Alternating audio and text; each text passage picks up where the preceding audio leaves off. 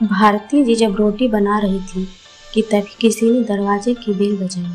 बेचारी भारती रसोई घर में अपने हाथों में लगे आटे से भरे हाथों को धोने तक लगातार दरवाजे की कुंडी बज रही थी।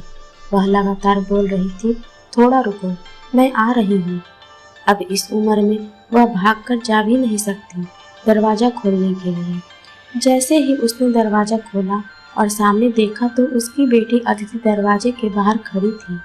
तब उसे आश्चर्य हुआ कि कुछ बताया भी नहीं, मैंने भी नहीं बुलाया, तो अदिति अचानक कैसे आ गई। अपनी बेटी को देखकर भारती बोली, आने से पहले बताना तो चाहिए था, अकेले ही आई हो क्या? जमाई जी और बच्चे कहाँ हैं? भारती ने एक साथ कई सारे सवाल किए। तभी अदिति बोली, माँ, क्या कोई अपनी प्यारी इकलौती बेटी का ऐसा स्वागत करता है?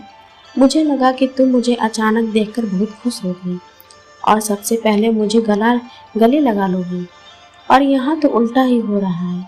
शायद तुम दुनिया की पहली माँ होगी जो बेटी को ससुराल से अपने घर आते देख खुश होने के बजाय चिंता में पड़ गई।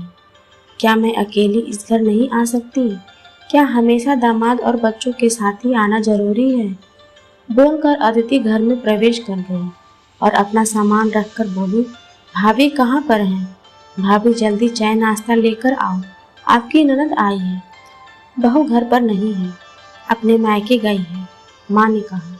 अच्छा, इसलिए तुम घर संभाल रही हो और खाना बना रही हो? माँ, तुम्हारी बहू के तो बड़े ठाठ हैं। बहू मौत से घूम रही है और सास घर संभाल रही है।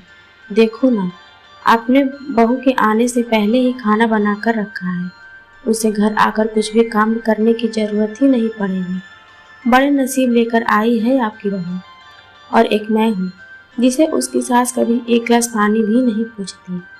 अदिति ने ताना मारा, बेटा, प्यार और इज्जत ऐसी चीज है जो हम पहले किसी को देते हैं, फिर उससे अपेक्षा रखते हैं कि वह भी हमें वापस दे। माँ ने उसे समझाते हुए कहा। माँ ने आगे कहा, हर एक लड़की को अपने ससुराल में जगह बनानी पड़ती है, वहाँ कुछ भी आसानी से नहीं मिलता। तुम अपनी सास से एक गिलास पानी की अपेक्षा करती हो। तुम तो उनकी बहू हो। तुम बहू हो, फिर भी तुमने कभी उन्हें एक गिलास पानी दिया है क्या? तुम शादी के बाद ससुराल में रही ही कितने दिन? जब तुम्हारा मन को लगा तब अपनी बैग भरी और सीधा मायके आ जाती है। मायका और ससुराल एक ही शहर में है, इसका मतलब ऐसा नहीं होता कि तुम जब चाहो तब मायके आ जाओ और जितना चाहो उतने दिन रहकर वापस ससुराल चले जाओ।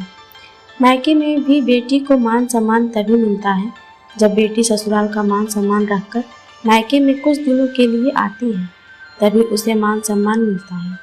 ऐसा हर रोज बिन बुलाए कोई कारण न होते हुए भी कोई बेटी मायके आती है तो उसकी भी कोई साधारण पूछताछ नहीं करता। और तुम मेरी बहू को बोलती हो ना, तुम तो मेरी बहू की बराबरी ही मत करो। वह कभी भी बुलाए बिना अपने मायके नहीं जाती है, और गए भी तो वहाँ की किसी भी बात में वह कुछ नहीं बोलती। वह जब घर में रहती है तब वह मुझे घर के कोई भी काम को हाथ लगाने नहीं देती। मैं अपनी इच्छा से घर के काम कर रही हूँ, वह मुझे काम करने को नहीं कहा गई।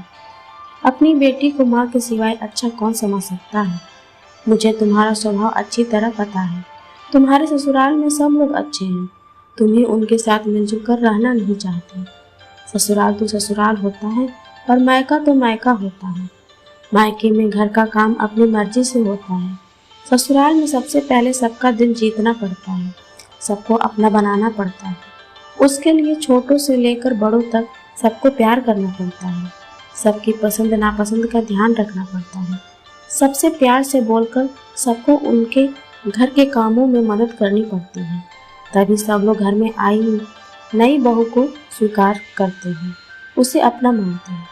तुम जिम्मेदारी लेने के लिए तैयार ही नहीं हो, इसलिए रोज रोज मायके चली आती हो। यहाँ आकर भी वही करती हो। अभी की बात देख लो, घर में कदम भी नहीं रखा, उतने में भाभी को ऑर्डर देना शुरू कर दिया। भाभी, मुझे चाय नाश्ता लेकर आओ। वह व्यक्ति घर में है या नहीं, वह कैसी है, उसकी तबीयत कैसी है, यह पूछना भी जरूरी नहीं समझा। घर में आए मेहमान की मेहमान नवाजी होती, पर उनका बर्ताव सामने के व्यक्ति को पसंद आया तो मेहमान नवाजी ना मांगते हुए भी पूरी होती है। पर तुम्हारा ऐसा बर्ताव मुझे ही पसंद नहीं आता तो तुम्हारे ससुराल के लोगों को कैसे पसंद आएगा? तुम बोलती हो ना मेरे बहू का बहुत ठाठ है, तो वो बात सही है। उसने यहाँ हमारा दिल जीत लिया है और हर एक के दिल में खुद की जगह बनाई है। वो रोज रोज तुम्हारे जैसे ससुराल के लोगों के साथ झगड़ा करके मायके नहीं जाती। इस वजह से ससुराल और मायका दोनों जगह उसकी इज्जत होती है। जब तक उसे अपने मायके में बुलावा नहीं आता तब तक वह नहीं जाती। आज माँ ने ही अपनी बेटी को उसके बर्ताव के दोष दिखाए, क्योंकि उसे लगता था कि अपनी बेटी को अभी नहीं समझाया तो वह उसे कभी नहीं समझेगी। तब तक बहू भी घर आ गई। उसने अदिति को देखते ही वह बोली, अरे दीदी आप कब आए? मुझे फ़ोन किया होता तो मैं जल्दी घर आ गई होती ना। इस पर अदिति बोली, नहीं नहीं भाभी, मैं वापस जा रही हूँ। अभी ही मेरी सास का फ़ोन आया था, उनके सीने में दर्द हो रहा है, मुझे वापस जाना है। आऊँगी वापस कभी यहाँ पर, बोलकर अदिति अपना सामान लेकर चली गई। तभी उसकी भाभी ने उसे रोकने का प्रयास किया, पर उसकी सास ने ही अपनी बेटी को रोकने के लिए मना किया और अपनी बहू को बोली, बहू जाने दो उसे, पहले अपना घर संभालने दो, उसके बाद उसे मायके में आने दो। तुम भी बिना बुलाए अपने मायके जाती हो क्या? तब बहू भी समझ गई कि सास ने उनकी बेटी को जीवन का पाठ पढ़ाया। काफी महीने हो गए, अदिति का फोन नहीं आया था। वह खुद भी मायके नहीं आई, इसलिए उसकी माँ ने उसे फोन किया। शुरुआत में किसी ने भी फोन उठाया नहीं, फिर थोड़ी देर बाद फोन किया तो फोन उठाया, लेकिन अदिति ने नहीं, उसकी सास ने उठाया। तभी उन्होंने उनकी तबीयत का पूछा, फिर दोनों की बातें शुरू हुई। तभी बीच में ही अदिति की सास ने उसकी माँ को धन्यवाद किया।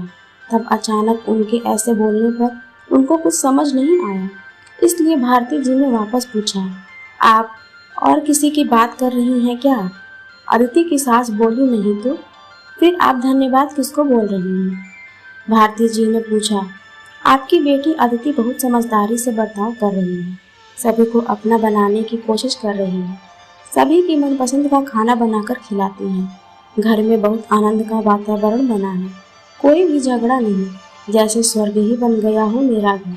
इसलिए मैं आपको धन्यवाद बोल रही हूँ। आपकी बेटी के अच्छे बर्ताव से यह दिन हमें देखने को मिला है। हम बहुत धन्य हो गए। पहले हमें उसकी तरफ से कोई भी उम्मीद नहीं थी, पर आपने उसे समझा कर भेजा और उसके स्वभाव में बदलाव आया। आज उसी अदिति को मायके जाना तो दूर की बात है, फोन पर बोलने के लिए भी उसके पास वक्त नहीं है। वो अपनी गृहस्थी में व्यस्त हो गई। दोस्तों, सभी माँओं ने अगर अपनी बेटियों को ऐसा समझाया और उनको समझ में आ गया तो किसी भी घर में झगड़ा होगा ही नहीं और कोई भी घर टूटेगा नहीं। आपको यह कहानी कैसी लगी कमेंट में ज़रूर बताएं।